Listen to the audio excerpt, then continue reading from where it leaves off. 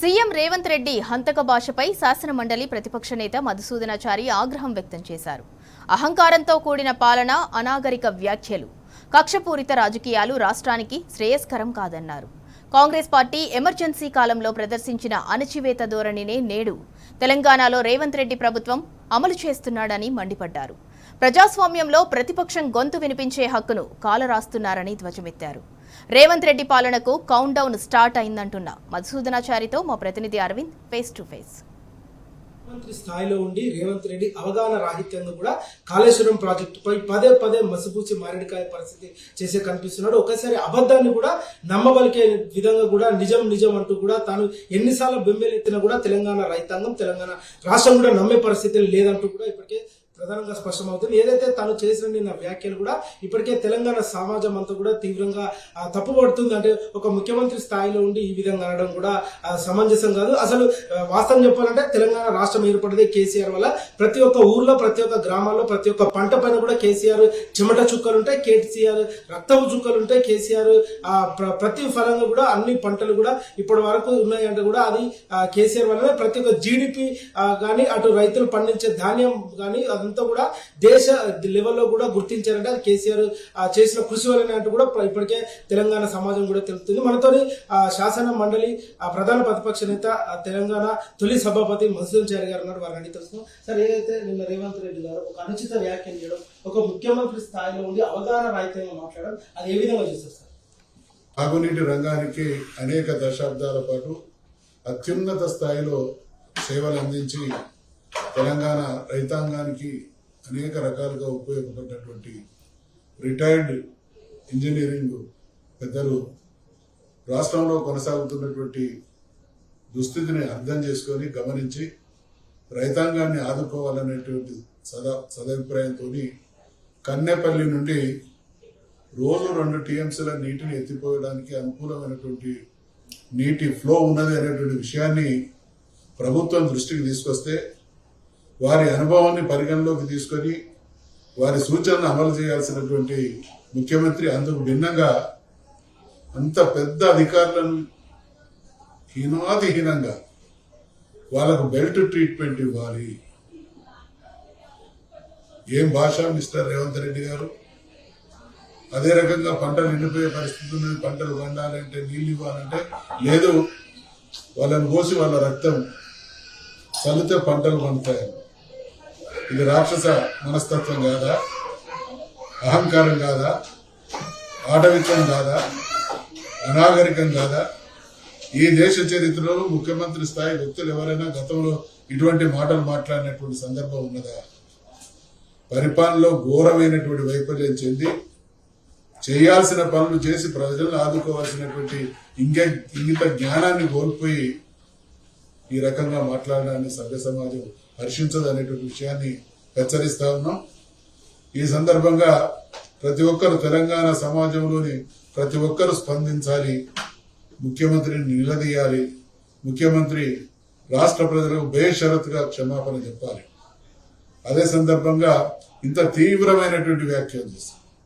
ఒక బాధ్యతాయుతమైనటువంటి పదవిలో ఉండి రాజ్యాంగ హోదాను గౌరవించాల్సిన, దాని విలువను పెంచాల్సినటువంటి ముఖ్యమంత్రి ఒక వీధి రౌడీలాగా, ఒక హంతకుడిలాగా, ఒక నియంతలాగా వ్యాఖ్యానించాలని కోర్టులు కూడా సుమోటోగా స్వీకరించి చట్టపరమైనటువంటి చర్యలు తీసుకొని ఇటువంటి దుర్మార్గుల ఇటువంటి భాషా మాటలు ఇక ముందు పునరావృతం కాకుండా కోర్టులు కూడా దయతో ఇంటర్వ్యూన్ కావాలని సూచన చేస్తా ఉన్నాం. రేవంత్ రెడ్డి గారిని హెచ్చరిస్తా ఉన్నాం. తస్మాత్ జాగ్రత్త. కేసీఆర్ గారి కుటుంబం అన్నా, రిటైర్డ్ పెద్దలన్నా, ఇంజనీరింగ్ పెద్దలన్నా ఇంత చులకన తగదు. ఇది నీ పతనానికి, నీ కౌంట్ డౌన్ కు నిదర్శనం అనేటువంటి హెచ్చరిక చేస్తాం. సార్, ప్రధానంగా ఆరోపణ ఏంటంటే దాదాపుగా ఇంజనీరింగ్ జేసీ కమిటీ అందరూ ఏమంటే కనీసం ఇంజనీర్లకు ఉన్న అనుభవం కూడా రేవంత్ రెడ్డికి లేదు. ఏ విధంగా మమ్మల్ని ఈ విధంగా దూషిస్తారంటూ కూడా వాళ్ళు కూడా కొంచెం ఆవేదన మనసులో ఆవేదన వ్యక్తం చేస్తారు. ఇంజనీరింగ్ ప్రభుత్వం అంటే అధికారంలోకి వచ్చిన తర్వాత ఎన్నుకోబడ్డ ప్రజాప్రతినిధులందరికీ ఇటువంటి టెక్నికల్ విషయస్ అన్ని సమస్యల మీద అందరికీ అవగాహన ఉండాలని ఎవరికైతే ఆ రంగంలో నిష్ణాతులు ఉంటారో, సుదీర్ఘమైనటువంటి అనుభవం ఉంటుందో, నైపుణ్యం ఉంటుందో, వారి సూచనలను సలహాలను పాటించడం ద్వారా మెరుగైనటువంటి పాలన అందించడం అనేది విజ్ఞుల లక్షణం. ఇక్కడ విజ్ఞుడు కాదు కదా, మూర్ఖుడు. మూర్ఖుడు గతంలో మేము మూర్ఖు రాజు అనే కథ గుర్తుకొస్తా ఉన్నది. ఎవరి మాట వినడు, తనకు దోసదు, ఒకరు చెప్తే వినరు. వెరసి ఆ దుర్మార్గుడి ఆలోచన ప్రజల జీవితాల్లో ప్రతిబింబించి రోజు రోజుకు రాష్ట్ర పరిస్థితి దిగజారుతా ఉంది. ఇవాళ బీఆర్ఎస్ పార్టీ కేసీఆర్ గారు కానీ మా అందరి ఆవేదన ఏంటంటే, గతంలో ఇటువంటి దుస్థితిలో ఉన్నటువంటి తెలంగాణ, దోపిడీకి గురైనటువంటి తెలంగాణను రాష్ట్రంగా సాధించుకొని దేశానికి ఆదర్శప్రాయమైనటువంటి రాష్ట్రంగా తీర్చిదిద్దిన తర్వాత మళ్ళీ కాంగ్రెస్ పాలన టైంలో గతంలో ఏ రకంగా ఉందో ఆ దుస్థితిలోకి నెగ్గుతున్నటువంటి దుర్మార్గాన్ని చూసి కొంత ఆవేదన చెందుతున్నాం. సార్ ఇంకోటి ప్రధాన విషయం ఏంటంటే, గతంలో కేసీఆర్ గారు అనేక సార్లు కూడా నిండు అసెంబ్లీ సభలో కూడా కాళేశ్వరం ప్రాజెక్ట్ అంటే ఓన్లీ కాళేశ్వరంలో కట్టిన ప్రాజెక్ట్ కానీ దీనికి బ్యారేజ్ ఉంటాయని కూడా దానిపైన ఒక పీపీటీ తయారు. నిన్న రేవంత్ రెడ్డి అది బట్టి పట్టుకుని వచ్చి మళ్ళీ చెప్తున్నారు సార్. దాని గురించి అందుకనే కదా కేసీఆర్ గారికి రేవంత్ రెడ్డికి ఉన్నటువంటి తేడాకు, కేసీఆర్ గారికి రేవంత్ రెడ్డికి ఉన్నటువంటి ఆ తెలంగాణ సమాజం పట్ల, వారి బాగు పట్ల ఉన్నటువంటి కసికి ఉన్నటువంటి తేడానే రేవంత్ రెడ్డి మాట. రేవంత్ రెడ్డి గారు వాళ్ళ బీఆర్ఎస్ వాళ్ళని కోసి వాళ్ళ రక్తం అన్నారు కదా సార్. అలాంటి మాటకు కాళేశ్వరం ప్రాజెక్టు కేసీఆర్ చెమట చుక్కలేవా సార్? రైతులు పండించిన ధాన్యం పైన కేసీఆర్ చెమట చుక్కలేవా సార్? రాష్ట్రంలో ఫ్లైఓవర్ల పైన కేసీఆర్ చెమట చుక్కలేవా సార్? దీనికి మధుసూనాచారో టీ న్యూస్ ఇతరత్ర కాదు, ఈ దేశంలో కేంద్ర ప్రభుత్వం అనేది ఉంటుంది.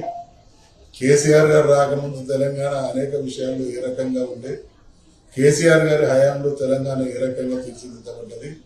మళ్ళీ ఈ ఈ స్థాయి లేని మనిషి వచ్చిన తర్వాత తెలంగాణ ఎటువంటి స్థితిలోకి నెట్టివేయబడతా ఉన్నది అనేది అటు కేంద్రానికి కానీ ఇక్కడ ఉండేటువంటి సమాజానికి కానీ అవగాహన ఉన్నది ఖచ్చితంగా. అందుకనే ముమ్మాటికి తెలంగాణ పట్ల ద్రోహి కాంగ్రెస్ పార్టీ రేవంత్ రెడ్డి అనేది మరొకసారి స్పష్టమవుతా ఉన్నది.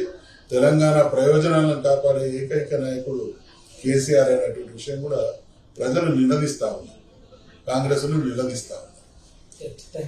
రైట్, ఏదైతే చూసుకుంటే ఇప్పటికే ఆలోచించాలని కూడా రాష్ట్ర ప్రభుత్వం కూడా పూర్తిగా అటు కాళేశ్వరం ప్రాజెక్టు విరుద్ధంగా కూడా ఉన్నట్టు కూడా ఆవేదన వ్యక్తం చేస్తున్నారు. వీడియో జర్నలిస్ట్ శ్వేత అరవింద్ టీ న్యూస్.